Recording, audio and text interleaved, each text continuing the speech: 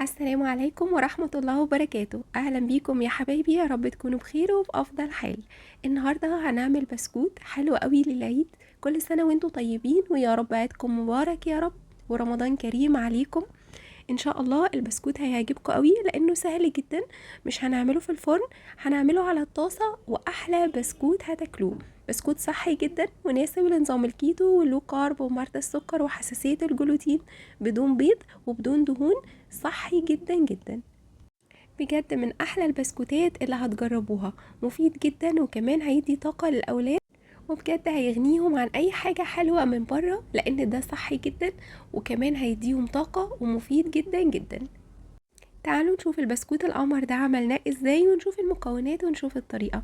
بس قبل ما نبدأ، لو اول مرة تشوفوني ما تنسوش اشتراك وتفعيل زرار الجرس او الجرس عشان يوصلكم اشعار بكل فيديو جديد، ولايك وشير لو عجبكم الفيديو. يلا مع بعض نبدأ بالمكونات والطريقة. بسم الله، وهنبتدي مع بعض بالمكونات بتاعتنا. واول مكون هو الشوكولاتة الدارك. انا معايا ربع كوباية من الشوكولاتة الدارك 70%. تاني مكون معايا هو ربع كوباية من اي نوع من المكسرات. انا استخدمت هنا البندق، تقدروا تستخدموا فول سوداني، سمسم، اي نوع مكسرات متوفر. والتحلية عندنا هتكون ببديل العسل الدايت المناسب لنظام الكيتو واللو كارب. انا بحضره في البيت وهسيب لكم لينك التحضير موجود في صندوق الوصف. وطبعا اللي هيستخدم شوكولاتة فوق 70% يقدر ان هو يضيف التحلية، لكن انا هنا مستخدمة 70% فمش هضيف تحلية. اخر مكون معانا هو مبشور جوز الهند، وانا هستخدم منه كوباية وهي بتكون في حدود 80 جرام. اول حاجة هعملها ان انا هحمص مبشور جوز الهند، هحمصه على الطاسة، وكمان هحمص المكسرات بتاعتي. انا مستخدمة هنا بندق، لان البندق مع الشوكولاتة وجوز الهند بيدي طعم حلو قوي. لو حابين تستخدموا فول سوداني برضو براحتكم. شايفين هنا انا حمصت مبشور جوز الهند على الطاسة على نار هادية، اخد اللون الذهبي الفاتح. انا مش عايزاه يكون اخد لون غامق، مجرد بس ان هو ياخد لون ذهبي وتطلع ريحة جوز الهند، بيبقى خطير جدا. دي اول خطوة. تاني حاجة انا برضو حمصت معايا البندق بتاعي، ولو انتم مستخدمين فول سوداني او سمسم برضو الافضل ان انتوا تحمصوا عشان يدي طعم حلو للبسكوت بتاعنا. طبعا احنا عملنا الخطوات كلها على الطاسة، مش هنعمل في الفرن البسكوت. هو اول التحضيرات ان احنا حمصنا المكسرات بتاعتنا، وكمان حمصت مبشور جوز الهند. دول اول 2 مكون، بس انا مش هستخدمهم كده. انا اول حاجة هجيبها معايا هي المطحنة بتاعة المكسرات، وهبدأ ان انا اطحن مبشور جوز الهند. انا عايزة استخدمه يكون ناعم، فهبدأ اخد نص الكمية بتاعتي وهطحنها. شايفين هنا انا طحنت مبشور جوز الهند بعد ما حمصته، ودي بتكون معايا اول خطوة. شايفين بقى ناعم ازاي؟ هبدأ ان انا اطحن كمان بقية الكمية. انا عايزة اطحن الكوباية كلها، وبعد كده هاخد اللي طحنته واحطه معايا في البولة بتاعتي اللي هحضر فيها البسكوت. انا دلوقتي طحنت مبشور جوز الهند، وبرضه هطحن معايا البندق بتاعي. وطبعا لو مستخدمين اي نوع تاني من المكسرات، سواء فول سوداني او سمسم او لوز او اي نوع، برضو هنطحنه. شايفين انا هنا طحنت البندق معايا، وهبدأ ان انا اضيفه على مبشور جوز الهند اللي انا حمصته وطحنته. وهنا انا جهزت اول جزء معايا في البسكوت، هبدأ ان انا اقلبهم على بعض. وهنا بقى جاهز معايا. هنبدأ مع بعض نحضر الشوكولاتة الدارك.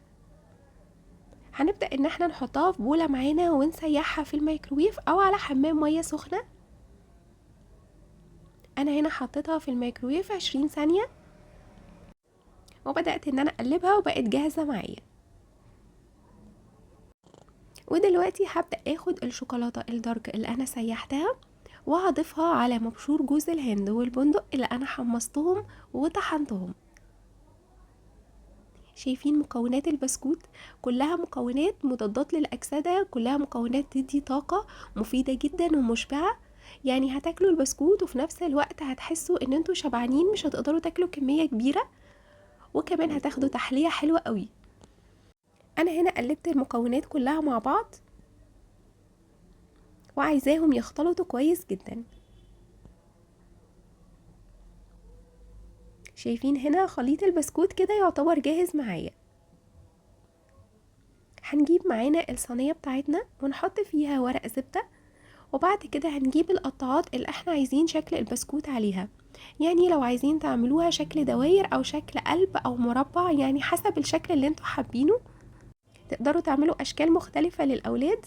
انا هعمل الشكل المدور العادي. هبدأ اخد بالمعلقة واضغط عليها. مهم ان احنا نضغط كويس عشان يتماسك الشوكولاتة الدارك، تبدأ تتماسك مع مبشور جوز الهند والمكسرات، ويتكون معايا زي ما انتوا شايفين كده البسكوت. بنفس الطريقة هبدأ ان انا اعمل الكمية كلها، وزي ما قلتلكوا لو حابين تعملوا اشكال من البسكوت هيكون حلو قوي، بس انا عملت الشكل التقليدي العادي. الكمية دي هتعمل معايا حوالي 6 من البسكوت، وحجمها كبير زي ما انتوا شايفين. انا كده خلصت الكمية كلها، وزي ما قلتلكوا عمل معايا 6. انا هدخله التلاجة حوالي 10 دقايق، مش هياخد وقت. واول ما يتماسك هنبدأ مع بعض ان احنا نقدم البسكوت بتاعنا. هدخله دلوقتي التلاجة واوريهولكوا اول ما يطلع. شايفين يا حبايبي البسكوت جميل ازاي؟